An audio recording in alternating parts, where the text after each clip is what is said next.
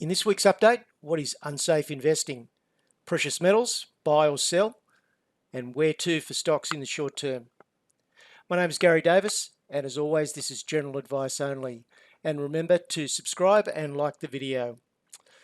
All right, just to start with, again, I like to provide a bit of an overall perspective on either the market or on the way that traders and investors should be thinking about their game plan.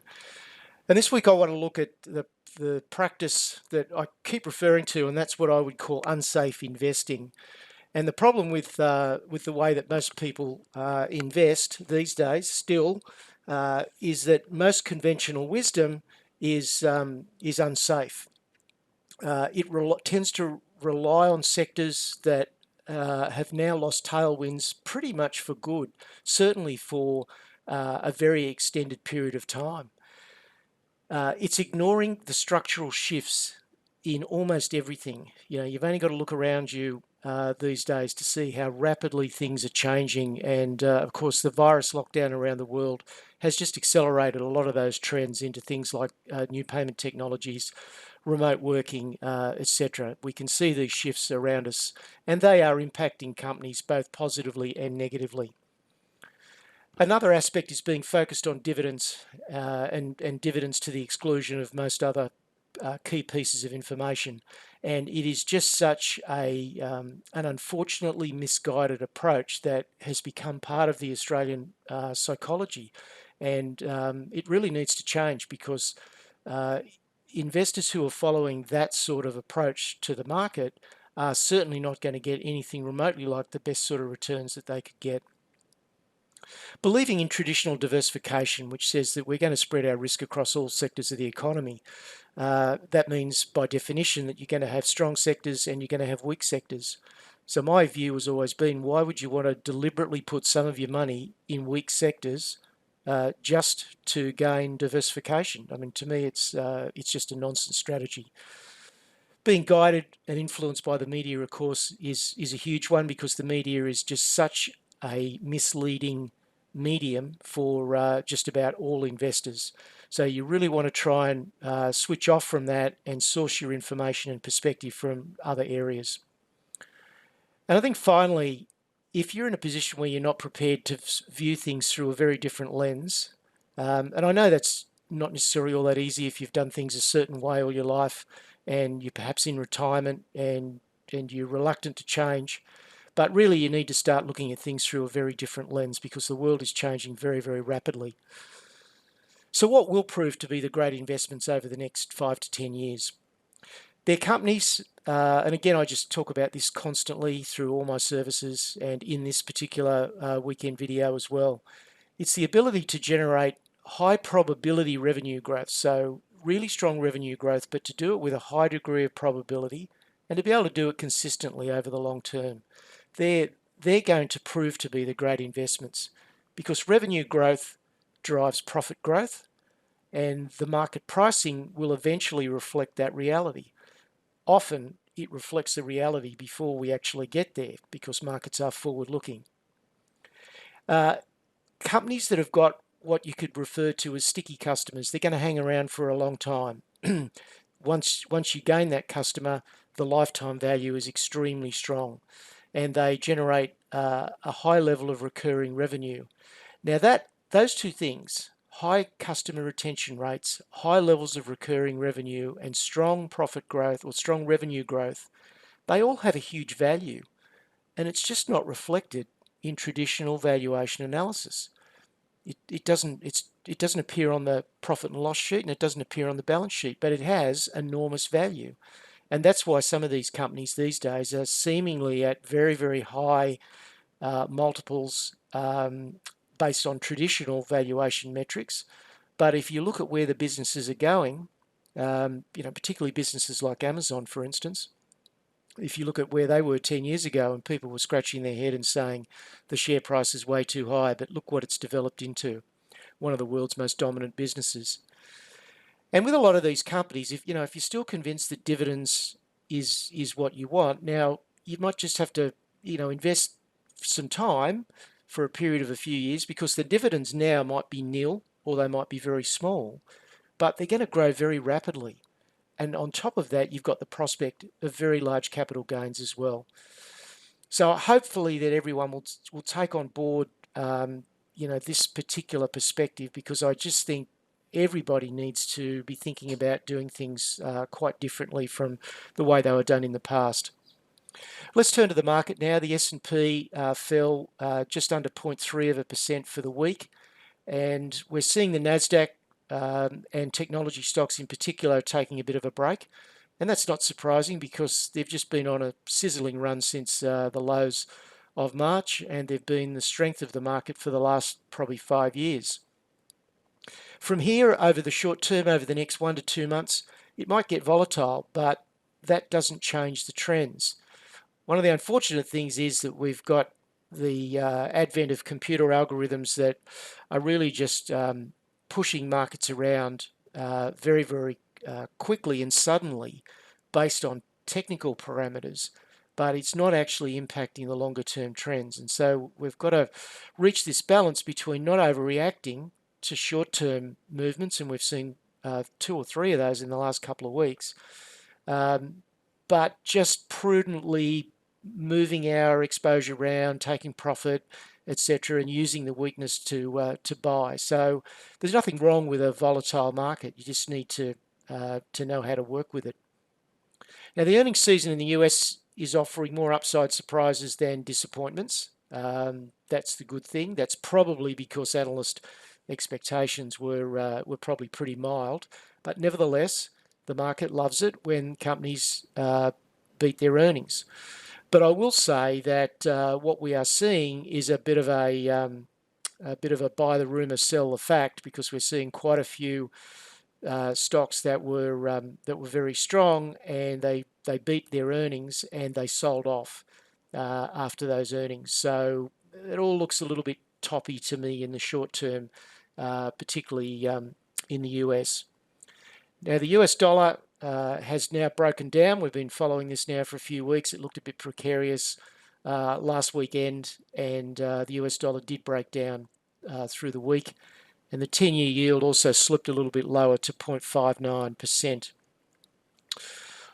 All right, let's just look at the S&P quickly. So you can see we're just fluctuating above and below the peak that was formed on the 8th of June. We may pull back a little further. It's really very, very difficult to say. We're getting a rotation from the former leaders, particularly technology, biotechnology, and a lot of the Nasdaq stocks in favour of some of the more defensive areas. And those sort of rotations are normal. They happen all the time.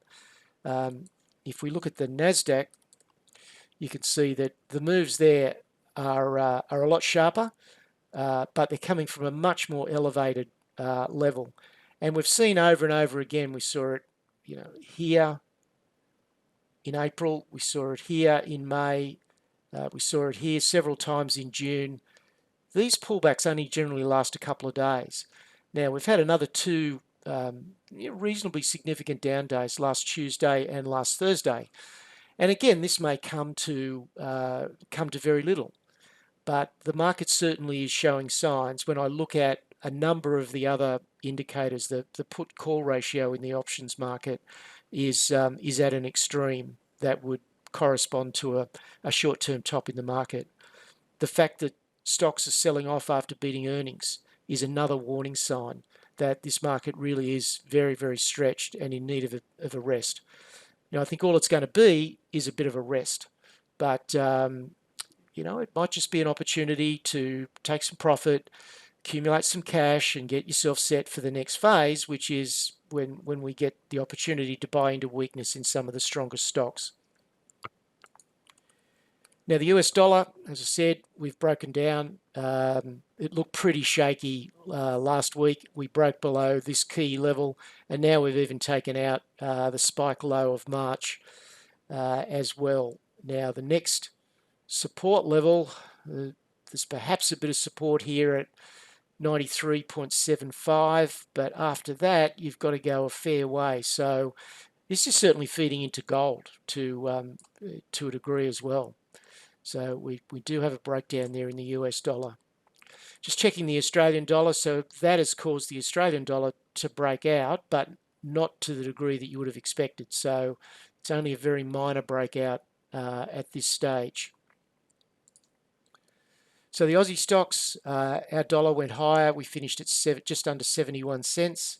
And it's just settled into this range with pretty small movements. Our index was down 0.15% on the week, but will probably lose ground on Monday, I would think. And in Australia, you just need to be very, very selective about the sectors and the stocks that you go into. And going back to the first slide or two, focus on the stocks that are going to have that revenue growth and that profit growth and strong tailwinds for as long as we can see. They're the stocks that you want to focus on. Adopt the discipline of only buying short-term weakness. It's just, there's so many opportunities in this market that you don't need to chase anything. And also have a partial profit-taking plan as well. I think a lot of people find it difficult to hold, just buy and hold through very volatile times. Now, some people can, and if that's who you are, then fine. You don't need to do anything. Just get good stocks, buy them well, and focus on the long term. But most people aren't in that camp. Most people don't have the psychology to sit through these bursts of short-term volatility. So take a bit of profit off the table, raise a bit of cash, and you just position yourself far better by doing it that way. Now, turning to precious metals, there was a massive week. Gold up nearly $100 last week and finished at 1903. Was able to close above that 1900 level, which of course is the 2011 high. I think it's actually 1910. And it got up there in a huge rush. I mean, $100 is massive. It was a 5% rise in the gold price, and you don't see that very often in a week.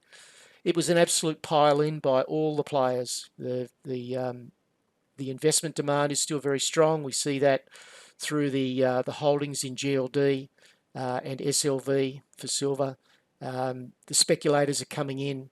The traders, the retail traders, are coming in through platforms like Robinhood.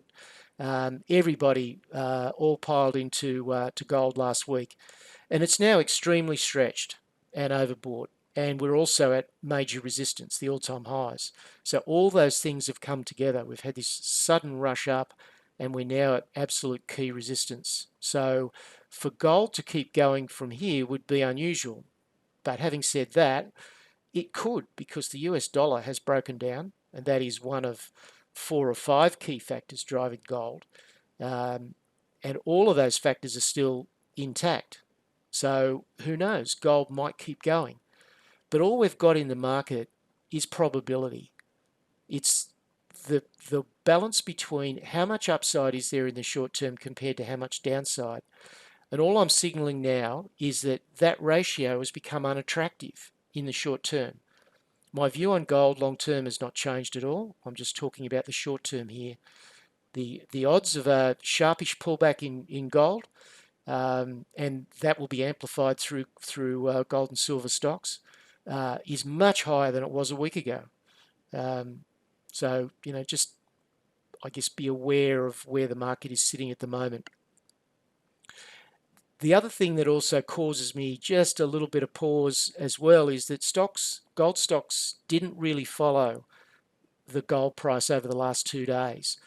Gold went up 5% and GDX only went up 6.4%. Now, you would normally expect GDX to go up between 3 and 4 times the amount that gold went up. Now, I know that's only short term, it's only a week, but it's just interesting that GDX didn't really produce the results you would have expected, and it's all coming at the same time.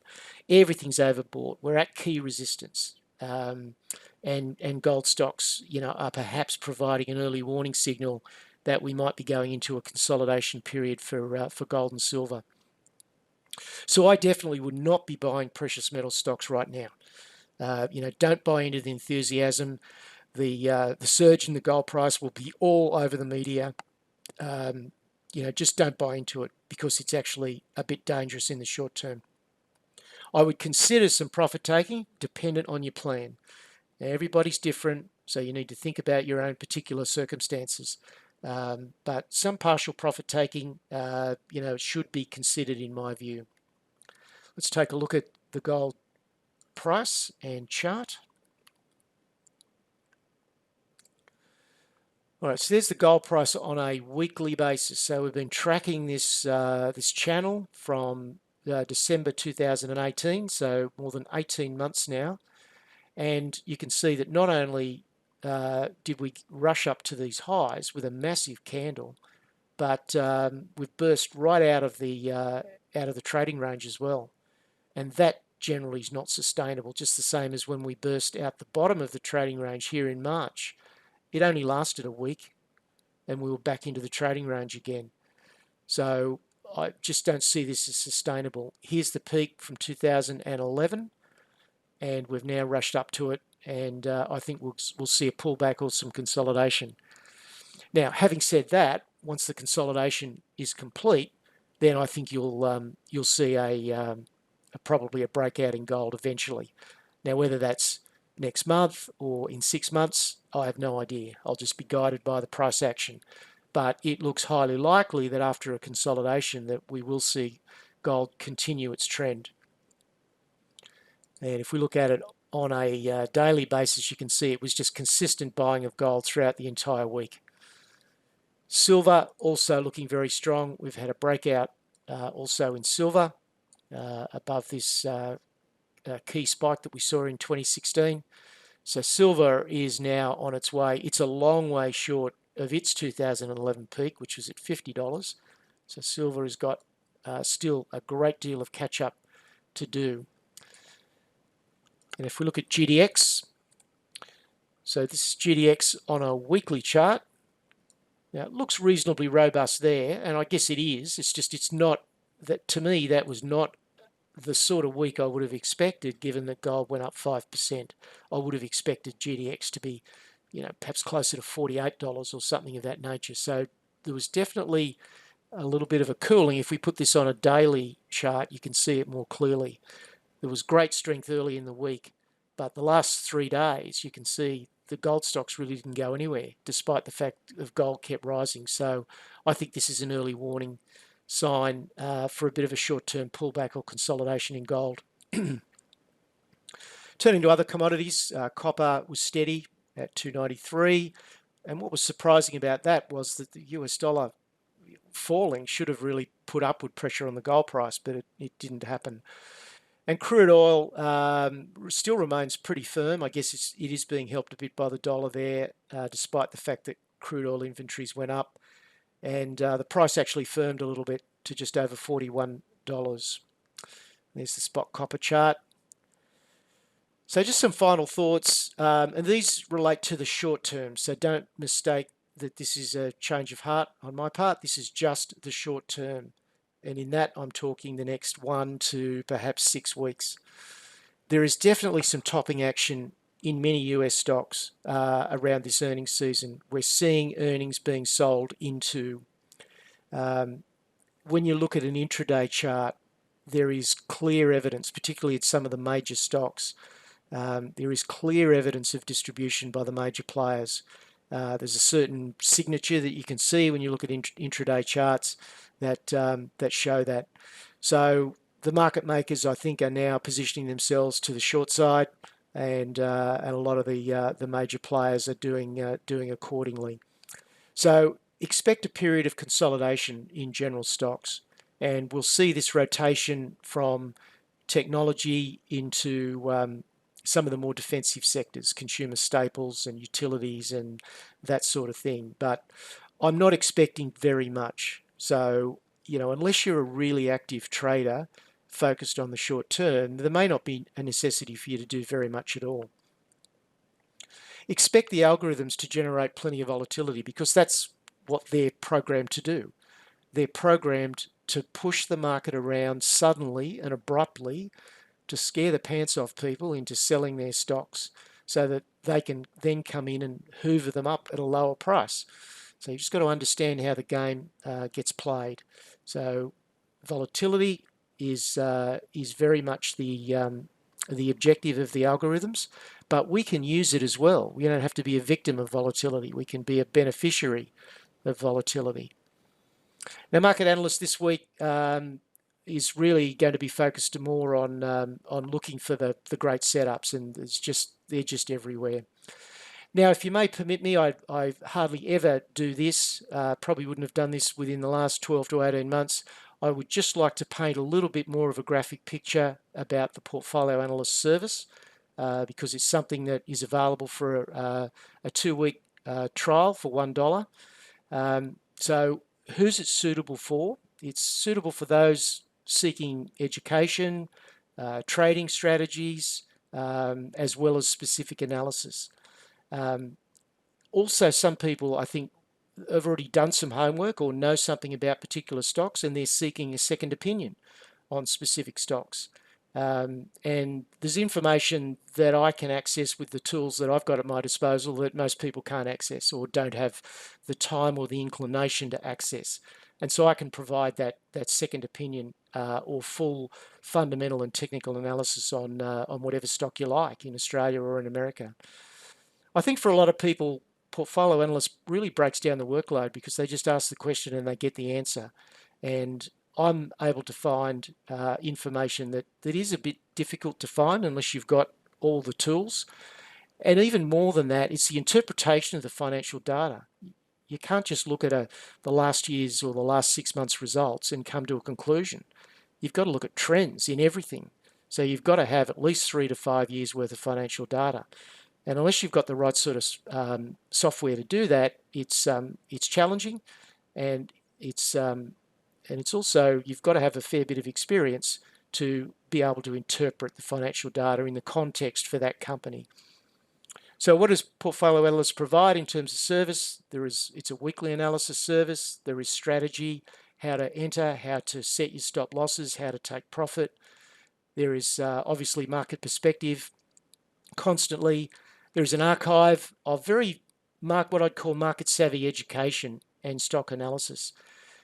If you want to find out about fundamental analysis and technical analysis, you can just Google it. It's easy. There's nothing particularly difficult about that. But that is just real garden variety, mainstream type of analysis. And for many people, particularly if you're not terribly experienced, what you find by just Googling these sort of things will be quite misleading. What you want is to understand what it is that actually drives prices and be able to use those patterns to advantage. There is the 10-bagger portfolio project, which was started about 18 months ago or about 16 months ago, and that is progressing very, very nicely. It's a 2 to 5 year project that I've undertaken, and it's doing everything that I expected it to do. There is also an enduring growth portfolio as well of bigger, more blue chip kind of stocks. So portfolios to meet all the requirements of investors. Let me just quickly show you the Portfolio Analyst site. So this is the site. There is a full training program in there once you've completed the trial, and if you continue on as a member. And then there's the full archive, which goes all the way back to 2017. So 48 editions a year, and we're now into our 4th year. If you want to look for a particular stock, there's a fully searchable database. So let's just put in Northern Star. So if you want to look at all the analysis on Northern Star, there they all are. And you just click on whichever edition you want to look at. It takes you straight to that edition, and then we've got a time-stamped table below. So for Northern Star, we can see that part of the video started at 14 minutes 35, and so you can go directly to that piece of the video and watch what I had to say. So I would highly recommend Portfolio Analyst for at least a trial period. It's $1. You will learn a great deal that I think you didn't necessarily know. There are gems there now, and there are more coming every week. And one of the really pleasing things about Portfolio Analyst is just the power of the group. There are stocks members are asking questions on stocks that are not on my radar. I've never heard of them before. But once I've done the analysis, some of them it's admittedly it's a smaller percentage, but some of them are absolute gems. They're absolute winners for the future. And so we've got the whole power of the group, coming together to provide benefit for everybody. So that's been a really pleasing aspect of Portfolio Analyst. If you want more beyond Portfolio Analyst, because it is an introductory service, it's only once a week service, and there's a lot more in other services that provide more recommendations and support and market perspective. So I would highly encourage you, if you haven't tried Portfolio Analyst, to take that trial. There's my website address for more information on the other services, and also my email address if you want to correspond with me directly. That's it for this week. Cheers.